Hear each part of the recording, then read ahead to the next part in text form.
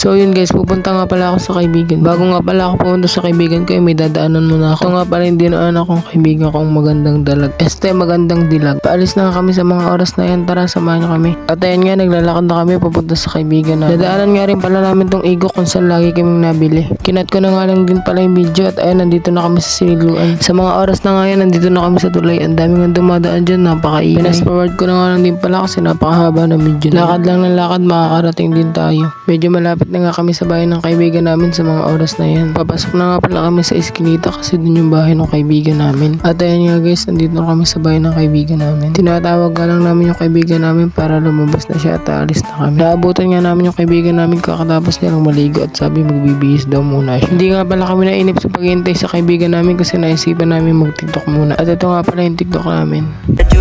Wala ilahin pa pagigog mako kanimo murag tambot sugya aso pagigog mako kanimo busog kaayo ka buto-buto pagigog. Pagkatapos nga namin mag-tiktok ay maya-maya andyan na yung kaibigan namin tapos na siya magbihis. At ito na nga guys, sama-sama na kami tatlo. May pupuntahan pa pala kami isang kaibigan namin nasa court daw nagbabalibal. At ayan nga guys, papunta na kami sa kaibigan namin. Dito na nga pala kami siluan sa mga oras na yan. Bumili nga pala muna yung kaibigan ko dyan ng street food kasi nagugutom na daw siya. At ayan nga, nakain na siya. Sabi ko nga sa kanya, i-rate niya yung kinakain niya kung masarap ba o hindi.